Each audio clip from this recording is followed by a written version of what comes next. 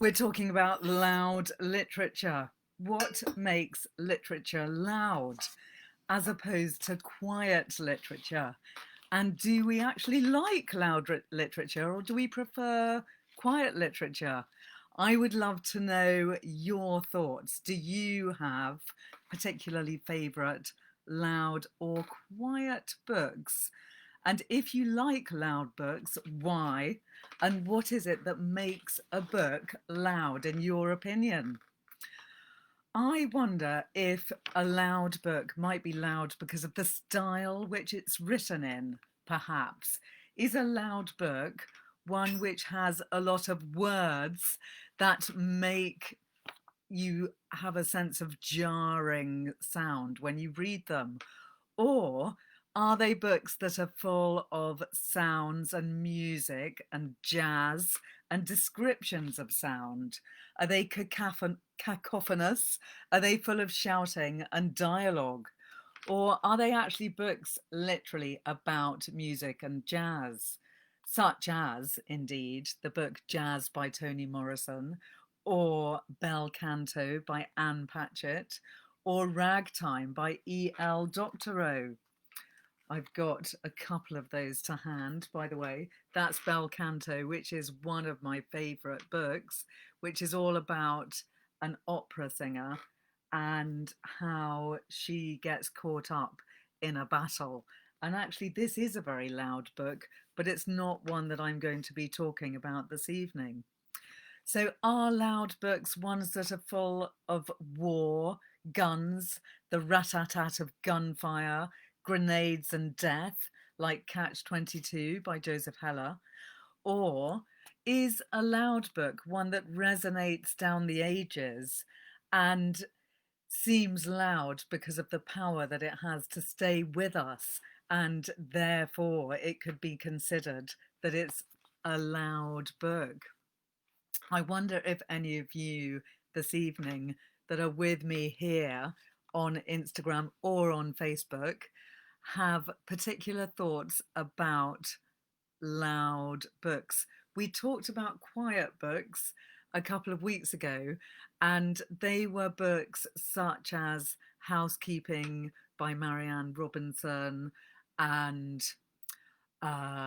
various other very quiet, calm books. There was, um, now my mind's gone blank on all those quiet books that we were talking about. Thomas Hardy's Far from the Madding Crowd, we could call a quiet book.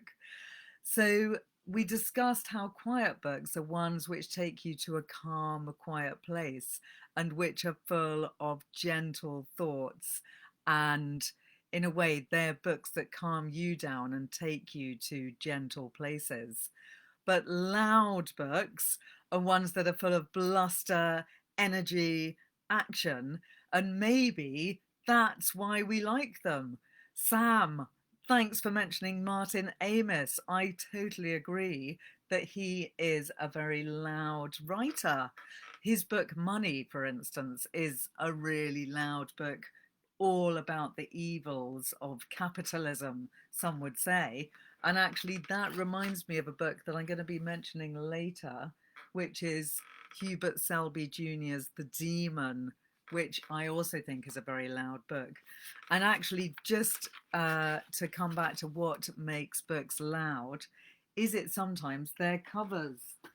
It is, I think, a bit of a publishing phenomenon that louder books these days are often published with very loud covers.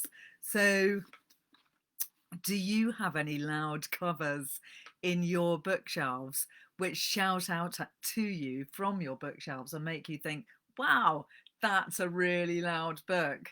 And does that actually appeal to you, or does it turn you off? It all depends probably on whether you're more of an introvert or an extrovert, and also what kind of mood you're in, whether you're feeling like a loud book or a quieter book. Obviously, we all have different moments in our lives when we want different types of books, and that's why I prescribe books as a bibliotherapist to people at different times in their lives, sometimes which are very loud, energetic, and full of sound and fury, and at other times which are very quiet and peaceful and relaxing, such as The Man Who Planted Trees by Jean Giorno. That's one of the ones that we mentioned in the quiet evening that we had the other day. So I'm going to just talk about a few books tonight, but I would love to know any thoughts that you have as well on loud books. And the first one I want to mention to you is Hotel World by Ali Smith, which is a very loud and very brilliant book. It was written in 2001, and it's a book which has 5 disparate voices which all inhabit this dreamlike novel, which is set in a hotel, in a luxuriously anonymous hotel in a northern English city. The first chapter reveals what the whole book is about, which is it's told in the voice of a ghost, because the girl, who's called Sarah, who is narrating this first chapter, has died by climbing into a dumb waiter of the hotel where she works. And she has folded herself up into it kind of as a dare. And she's then plummeted down to her death because the strings of the dumb waiter were not fixed. So it's a tragic and appalling death. But we get over it quickly because we know from the beginning what's happened. But the whole book tells this same story from 5 different viewpoints. So we have the girl herself telling the first story, the first chapter, the first story. Then we have her bereaved sister Claire, who comes into the book constantly at different times, revisiting the scene of Sarah's death. The woman that was in the room opposite her, and we also have a girl that she had fallen in love with before she died, which is really sad as well. It is a very sad book. And Sam, I have to agree, it is a really tragic end that she comes to.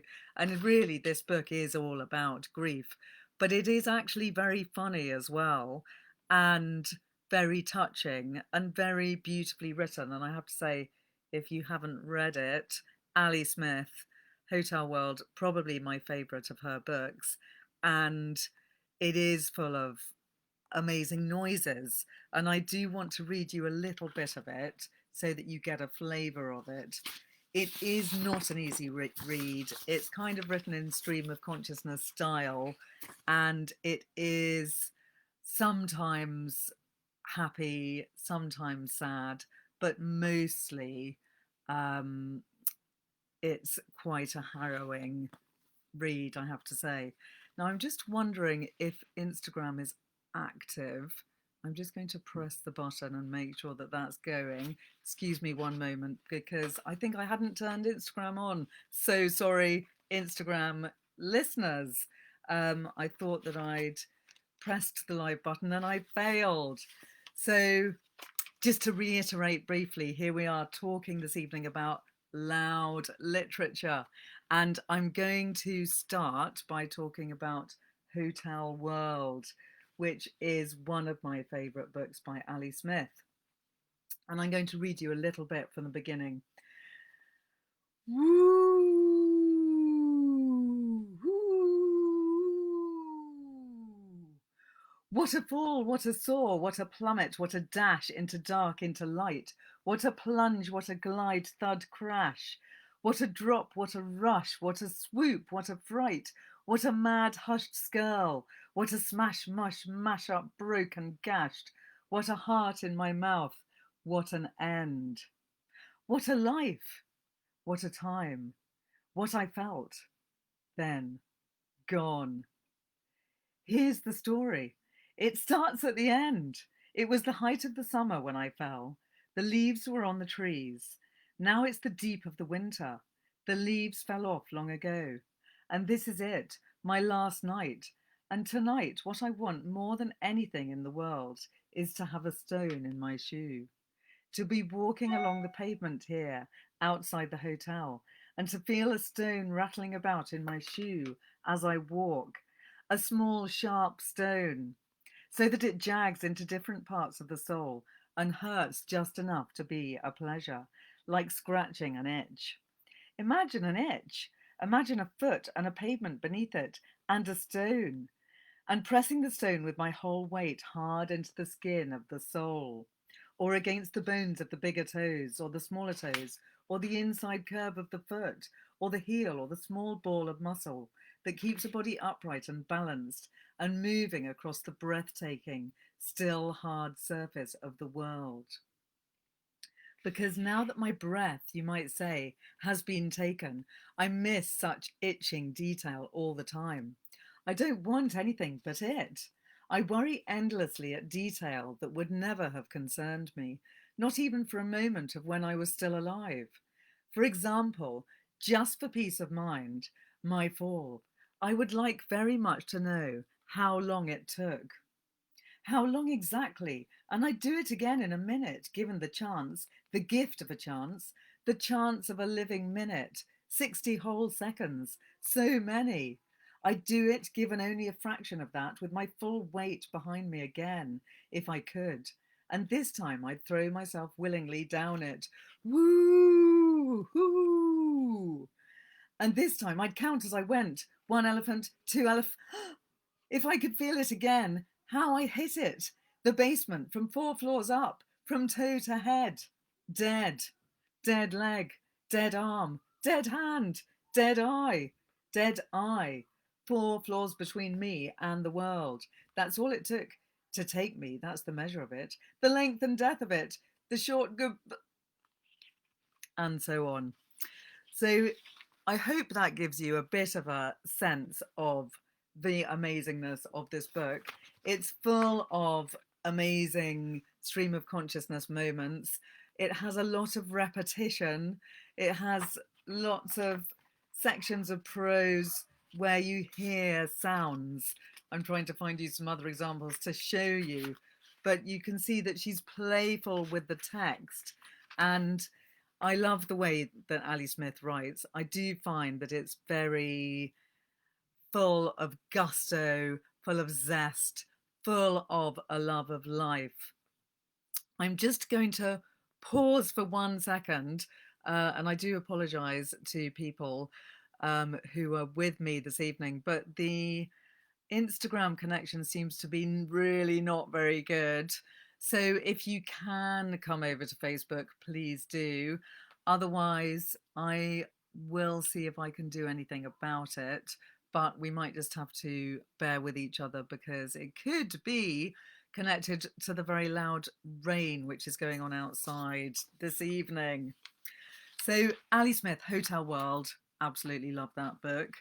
And that is a loud book in the sense of the style of writing, the use of dialogue, repetition, and incredibly exciting language, the type of language that you want to read aloud. In fact, Hotel World is a really good book to read aloud if you have anyone to read aloud to or with, or even just to read aloud to yourself. So that's one type of loud book.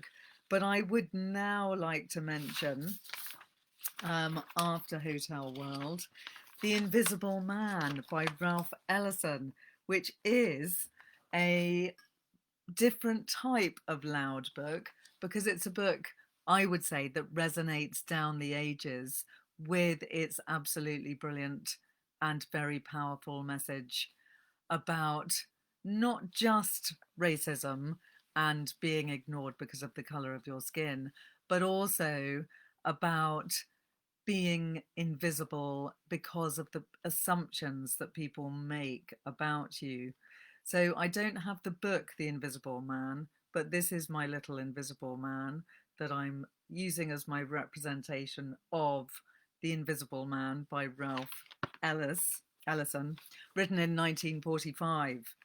And I'm again going to read you a bit of the book to give you a flavour and a sense of how brilliant it is.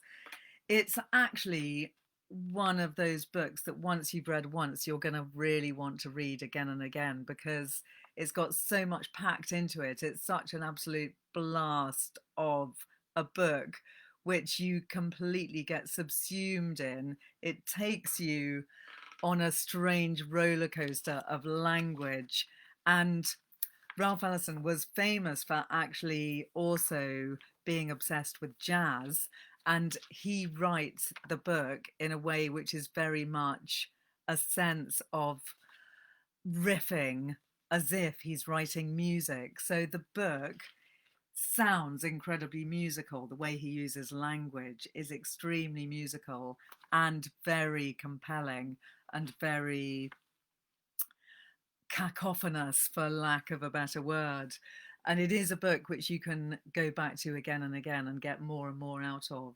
So I'm just going to read you the very beginning, which does give you a great sense of how loud, musical, and furious the book is. It is a book that's full of fury. It's an angry book. And maybe that's one of the things that also makes books loud, is when they're angry. I am an invisible man. No, I'm not a spook like those who haunted Edgar Allan Poe. Nor am I one of your Hollywood movie ectoplasms. I am a man of substance, of flesh and bone, fibre and liquids, and I might even be said to possess a mind.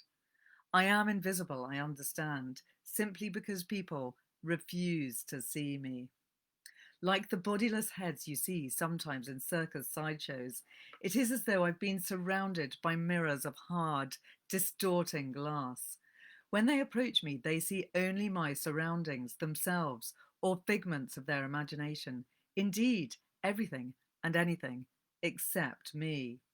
Nor is my invisibility exactly a matter of a biochemical accident or my epidermis.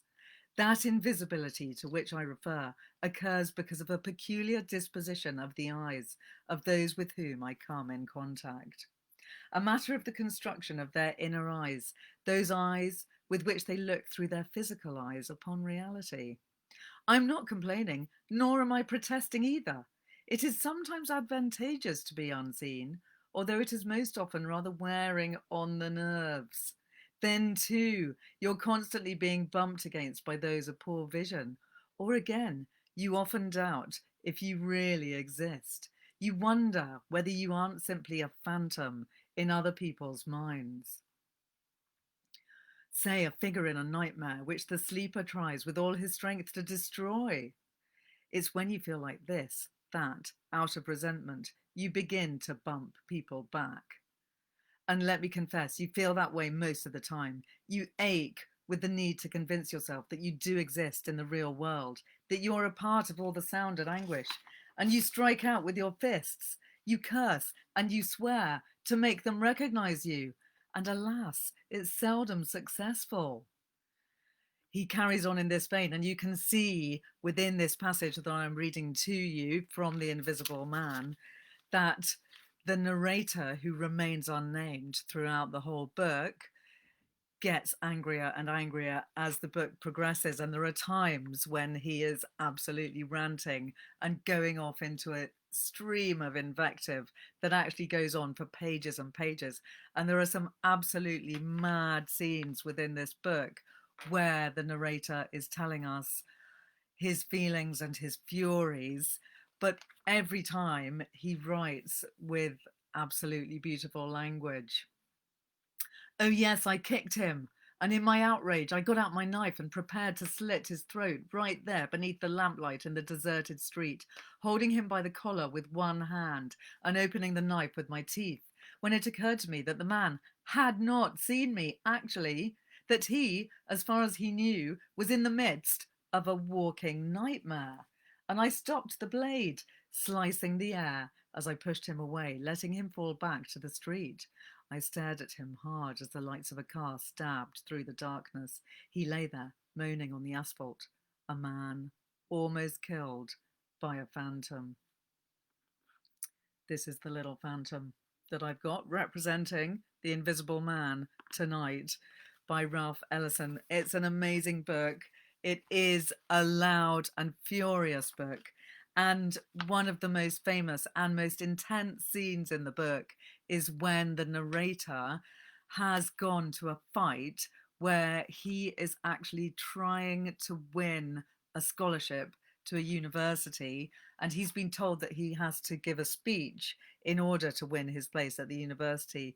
But instead of giving the speech, the white people in charge don't give him the chance to make that speech. Instead, they ask him to fight with a whole bunch of other black men in this incredibly humiliating and awful scene where first they have to fight each other, they're blindfolded, and then their blindfolds are taken off and gold coins are scattered all over the floor, and they have to scrabble around trying to get the gold coins. And these men in good faith are trying to do what the people in charge have told them to do, but they are simply being humiliated in an awful way. I'm going to read you a little bit more from this profoundly loud, resonant, and powerful book.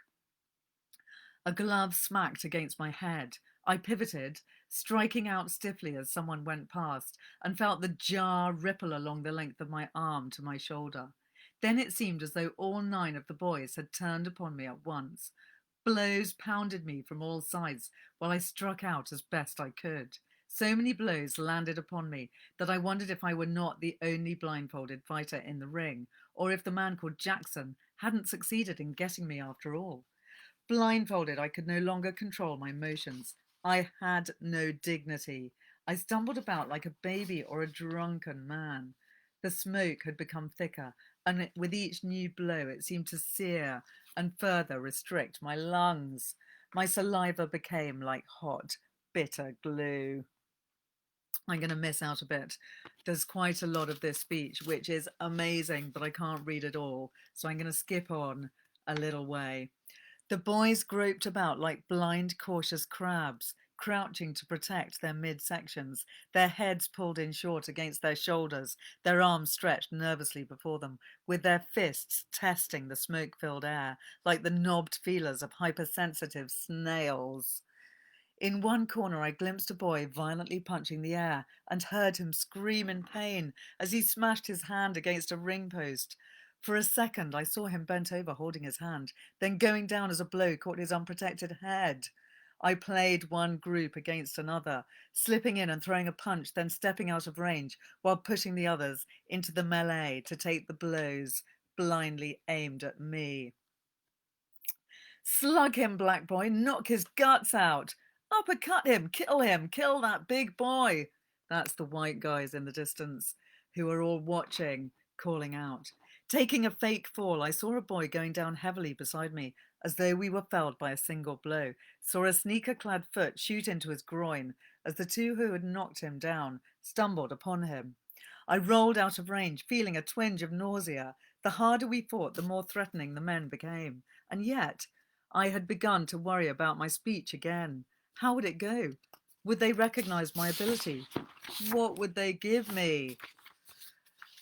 I won't go on because it's quite painful to read and awful. And actually, it's becoming apparent to me that quite a lot of these books that I'm reading out from this evening are angry books, and that they're loud because they're angry. But there are books that are loud because they're funny. So we'll come to that later. This book, The Invisible Man by Ralph Ellison, written in 1949, is a loud, angry, furious book, which is pretty agonizing to read at times. But actually, it does also have humour, bitter humour, which I think you can all appreciate. And it's a book that resonates with you forever. He actually starts the narration of the book living in what he calls a hole, but it's a basement where he's rigged up thousands and thousands of electric bulbs so as to give him the brightest light that he can find. So he is ironically surrounded by light, even though he feels himself to be living in darkness. There's a lot of imagery within the book about black and white, not surprisingly. And at one point, our unnamed narrator gets a job in a white paint factory. And he, of course, gets the formula wrong. Everything goes wrong while he's working there. And he ends up being covered in white paint himself. And so he is as if he's got a white shell around him. And yet he's still the black guy who is invisible. And it's a very moving and upsetting book to read, really, but it still has incredibly strong relevance to us today. And it's one that I would say everyone should read. And although I'm making it sound like a difficult, harsh read, it is so musical and so beautifully written that you will actually get a lot of enjoyment from it, particularly if you try reading it aloud, because it really is another great book to read aloud. So, moving on from The Invisible Man, another very loud book, which I would love to share with you, and which I'm sure many of you know, is The Tin Drum by Günter Grass. So this is a Nobel Prize winning book. It won the Nobel Prize in 1954. And the story revolves around the life of Oscar Matzerath, who is a young boy at the beginning of the book, but actually he's narrating the book from the end of his life when he's incarcerated in a mental hospital. And Oscar, our narrator, is a possibly deranged or possibly highly intelligent and amazing child who was born with an adult sensibility. So when he's a baby, he already understands the adult world. He jumps straight into his baby body with full understanding of the world around him. So there is obviously an element of magical realism in this strange and intense book, but there's something about it which is horribly believable. And when Oscar is age 3, he decides to stop growing. He realizes that if he does become an adult, his father is going to make him become a grocer. And that's the last thing he wants to become.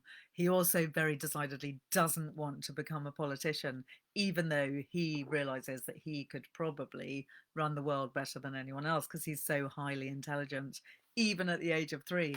So when he is 3 years old, he decides to throw himself down some steps and thus give the adults a reason for believing that there is a reason for him having stopped growing, even though he actually uses willpower in order to stop himself growing in reality. So he decides that the best way to have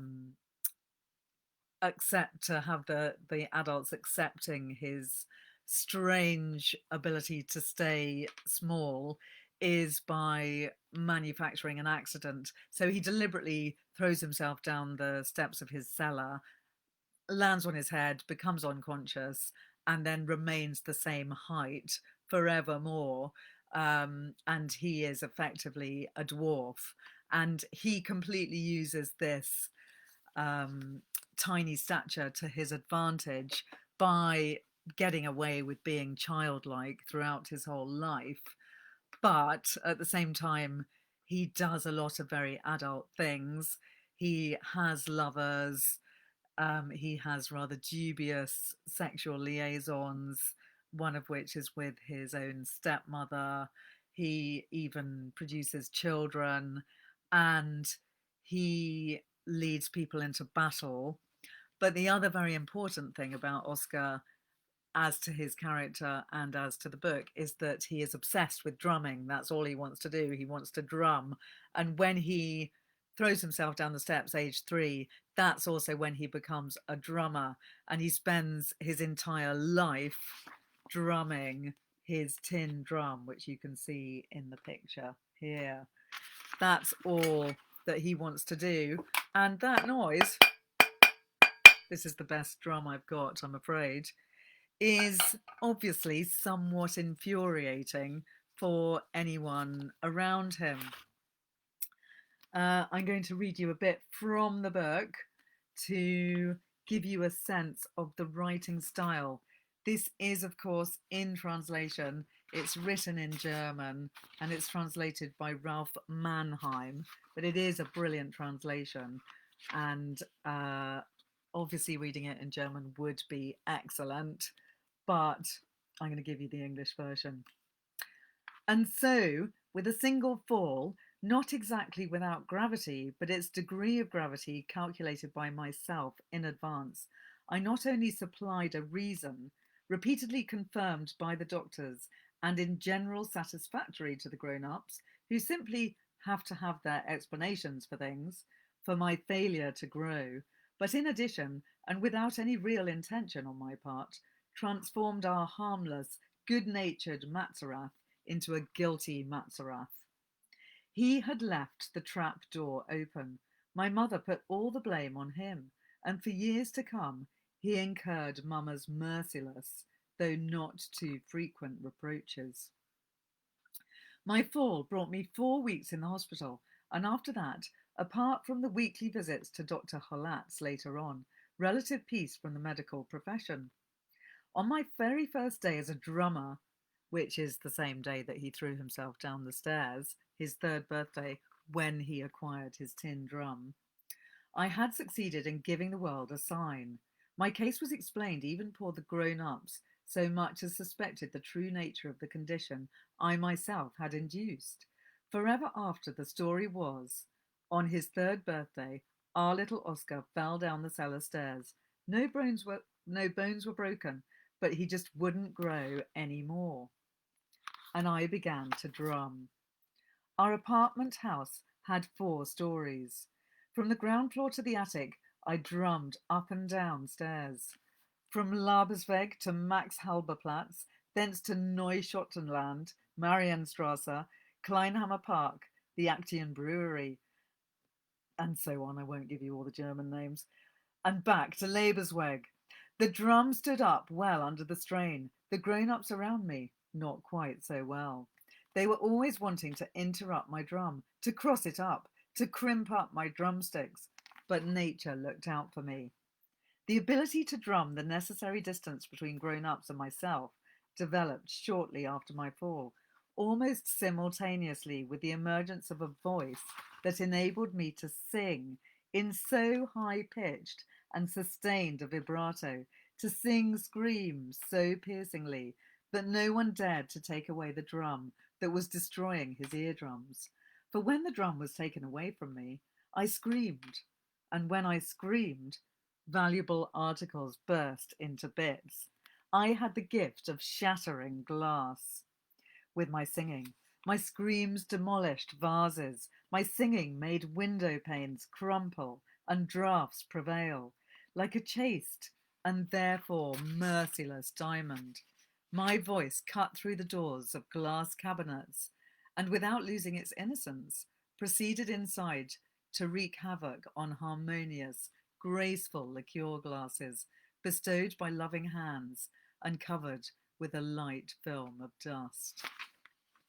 I just want to go into that paragraph a little bit more because it's such a great paragraph, giving you the vision of little Oscar with his terrifyingly loud and powerful voice, a voice that can cut through glass and which will destroy whole neighborhoods with its power.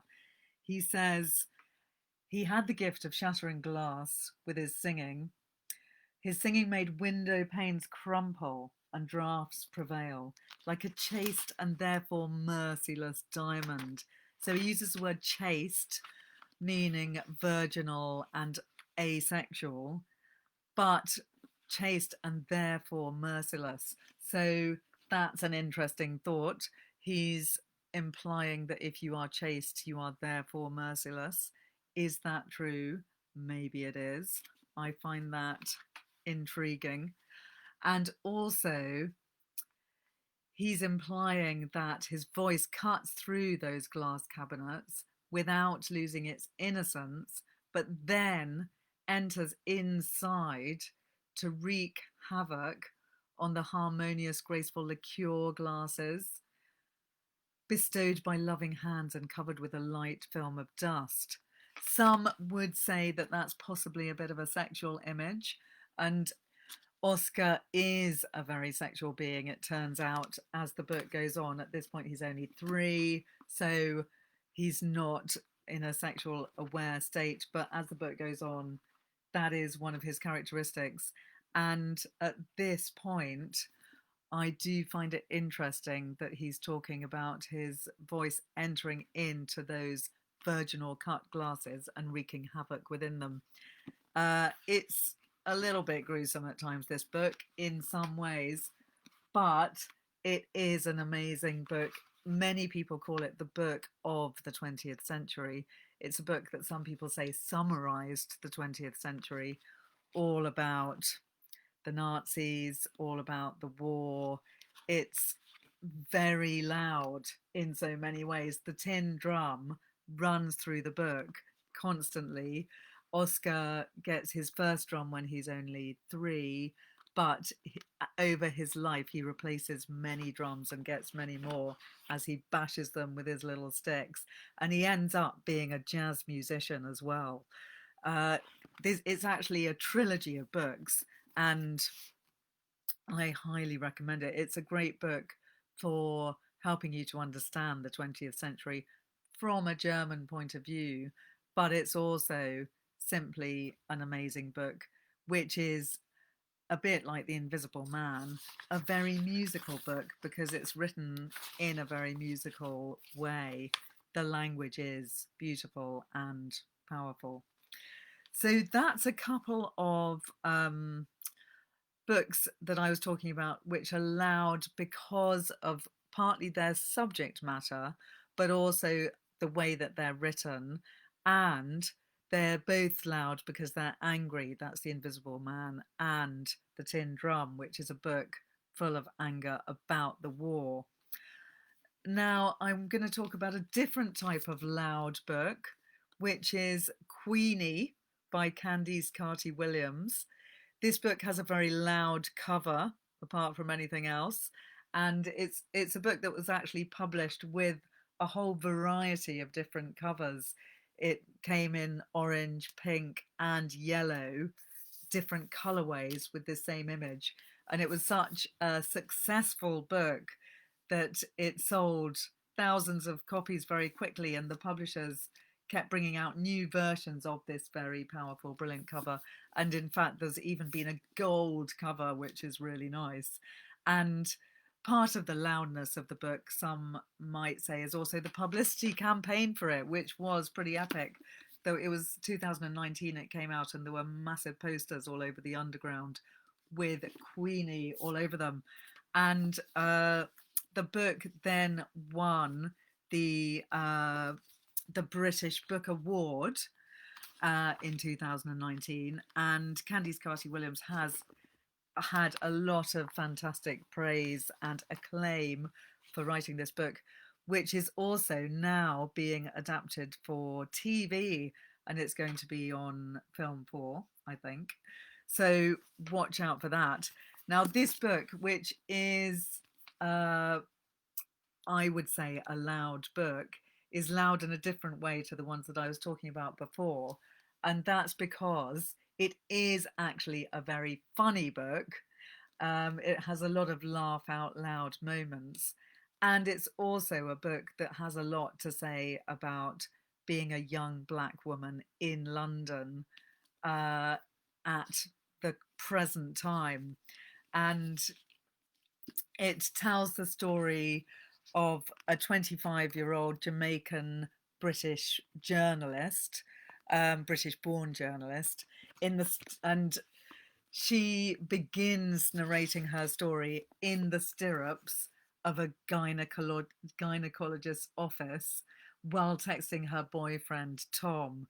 It's a very now kind of book, which is full of text speak. So you can see even from the first page, just trying to show that to you, that it has text as part of the way that it's written. And there are some whole pages or double spreads where it's all written in text speak.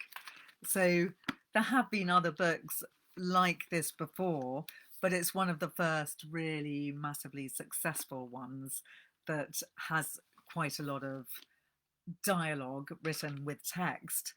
And some people have called it a Bridget Jones's Diary kind of vibe, because it actually does have some elements that are similar to that. But I would say that really it's a book completely in its own right, which has really changed the way that people both read and write young Black women's books, I would say. I'm going to read you the first couple of pages to give you a sense of Candice Carty-Williams's writing. But before I do that, I'll just explain a little bit more. So the young journalist who's the centre of the book is breaking up, well, at the beginning of the book, she's not breaking up with her boyfriend, but that does happen quite soon. And throughout the book, she then has a lot of sexual exploits with all different types of men, which are graphically explained and described. And that's part of what makes them so funny as well, makes the book so funny. She does have a really sharp wit, and I do love the way that she writes about the modern world of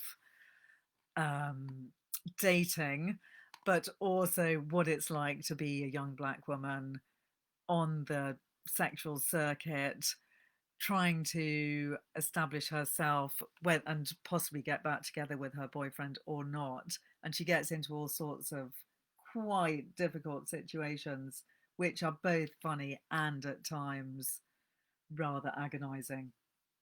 Anyway, here's the beginning. So Queenie in text says, "In the stirrups now. Wish you were here." She's texting her boyfriend. I locked my phone and carried on looking at the ceiling before unlocking it and sending a follow-up XX. That would prove to Tom that I wasn't as emotionally detached as he accuses me of being. "Can you just bring your bottom right to the edge of the exam table?" the doctor asked as I inched myself down closer to her face. Honestly, I have no idea how they do it. "Deep breath, please," she said, a bit too cheerfully, and with no further warning, inserted what felt like the world's least ergonomic dildo into me and shoved it around like a joystick. Apologies to everyone. I think we are past the 9 o'clock moment. She placed a cold hand on my stomach, pressing down every few seconds and pursing her lips every time I squealed. To divert my attention from this manipulation of my insides, I checked my phone. No reply. "So what do you do, Queenie?" the doctor asked, glancing at my chart. Wasn't it enough that she could literally see inside of me? Did she need to know about my day job?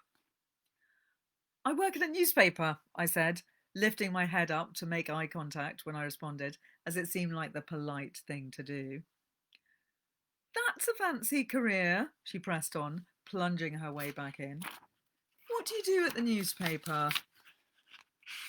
"I work at the Daily Read. The, ouch, culture section. Listings and reviews and in the technology department. That makes sense," she said. I hoisted myself up on my elbows to correct her, but stopped when I saw how concerned she looked. I glanced at the nurse behind her, who looked just as concerned, and then back at the doctor. She still looked concerned. I couldn't see my own face, but guessed that my expression mirrored both of theirs. "Hold on a tick, we're just going to... Ash, could you just get Dr. Smith in here?" the nurse bustled out. Many uncomfortable minutes passed before the nurse came back in with another doctor, a man who looked as standard as his surname would suggest. "Let's get a closer look," Dr. Smith said, bending down and peering between my legs. What's wrong? Can you not find it? I asked, worried that the IUD had maybe been absorbed into my womb, the way I still worried that every tampon I'd ever inserted was still knocking about inside me. What do you think, Ray? The first doctor asked her colleague. We might need to get Dr. Ellison in here, you know, Dr. Smith replied, straightening up and putting his hands on his hips. I saw a cleaner mopping up some sick in the hallway. Why don't you get him in here to have a look too? I asked all three hospital staff as they stared quizzically at the ultrasound. Aha, look, the IUD is there, the original doctor said, pointing at a speck on my on-screen uterus with the excitement of someone who'd just discovered a new planet. Relieved, I lay back on the exam table. But could you put your clothes back on and have a seat in the waiting room? We just need to have a quick word and then we'll call you back in. So that first scene is actually rather hilarious and ridiculous. And there's a lot in the book that carries on in that vein. But there's also a lot in the book which does really make you question your own assumptions and thoughts about racism. There's a lot of really casual racist remarks in the book in Queenie which are made to her and which one feels incredibly uncomfortable hearing, and which a lot of the other white people in the book are completely unaware are in any way racist, or they're just, it's so inured in our culture that it's become something that people don't notice. And that's what is so brilliant about the book. It's a book that is loud like a klaxon in terms of trying to stop people thinking about racism as something that can be swept under the carpet, and casual daily racism is something which we're all guilty of.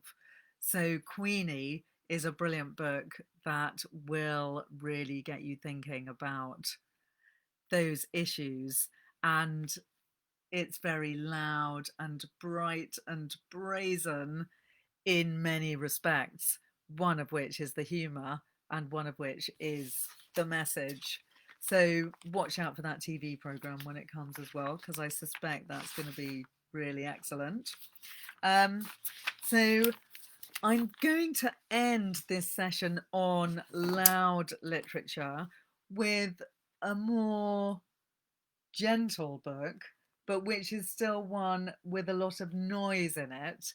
Having had quite a few books which are a bit more on the angry side, this is actually a love story, and you might imagine that it's going to be a quiet book with a title like The Reader on the 627, but actually it's a gentle, it's not a gentle book.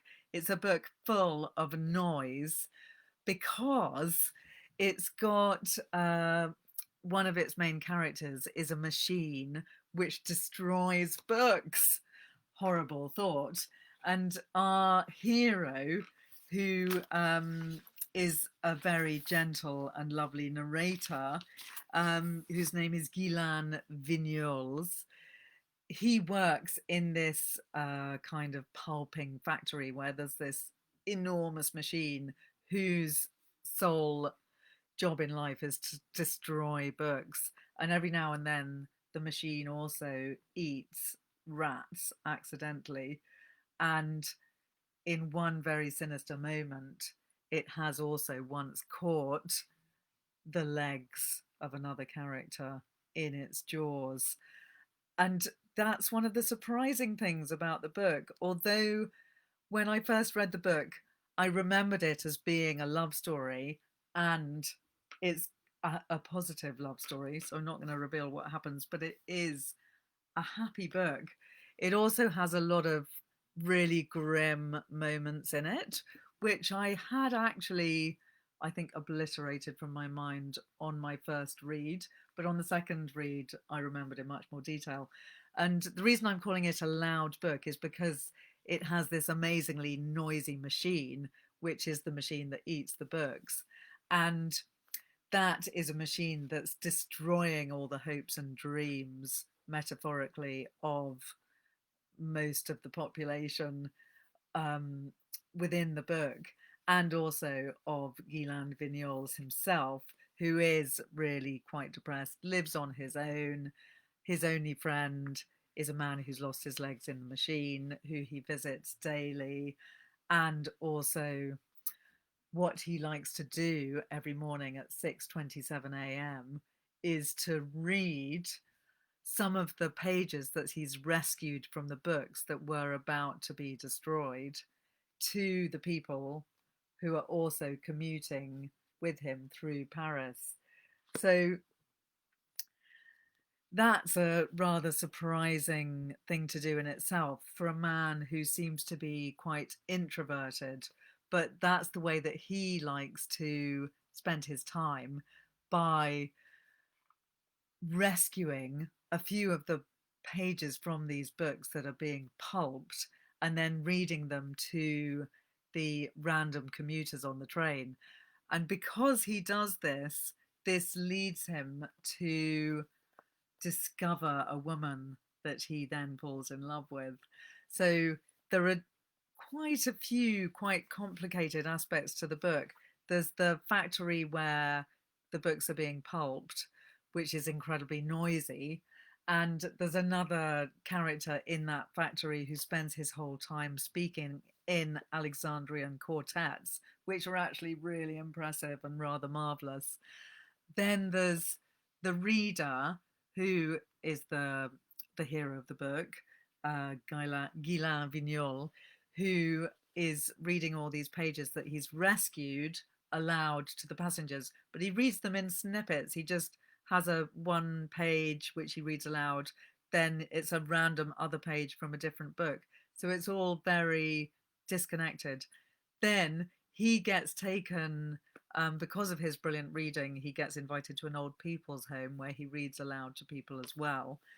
And he also finds this USB stick which contains the writing of the woman that he falls in love with, called Julie. And she is a worker in a Parisian toilet. And he then goes on a mission to find this woman. Now, one of the noisy aspects about the book as well that make it a loud book, in my opinion, is the way that the woman, Julie, who he falls in love with, writes about her job in the toilets, because she's actually a very unforgiving character. And she reminds me a tiny bit of um, the hero in American Psycho, because she's having all these kind of dark thoughts around people, but she's not evil. I just like to point out, but it's just the way that she writes about being in the toilet. It's a tiny bit reminiscent of that book. And she also reminds me a tiny bit of the hero of this book, In the Demon by Hubert Selby Jr., which is a book that I also would categorize as a very loud book. And in a way, this book is the original American Psycho. It came before American Psycho, and it's very, very dark and brilliant. And there's a lot of urban horror while people are working on the tube and on the metro in New York. And sorry, getting my metros confused between New York and Paris. Uh, and there's a lot of dark thoughts of people working, which is what Julie in this book, the reader, is also going through. And those are similar aspects that make these into noisy books, because it's the noise of their thoughts and their indignation with the rest of the world while they're being ignored really by the rest of the world. So there's a lot of strands that are all coming together here, with people being ignored, like in The Invisible Man. So I've been talking about loud books in many different respects, and I've had a few people commenting about different types of loud books. I would love to know if you have any books that have made you laugh out loud, which is another theme which I'm going to be coming to soon in one of these Bibliotherapy Live evenings. And if anyone does have any laugh out loud books that they're happy to share with me, please send me a message either on Instagram or Twitter or on Facebook, or to my email, which is ella@ellabeartooth.com. I'd love to hear from you. I'm going to be taking a break from the Wednesday night session next week, but the following one will be mid-October. I'm just trying to check that date, but I think it's around October the 14th, when I will be on Damien Barr's Literary Salon Facebook page talking about ghostly books and ghost stories. And that will be one when we're moving up towards Halloween. So do join me for that on Damien Barr's Literary Salon Facebook page and on Instagram too. And have a great evening. Thanks for coming tonight. See you soon.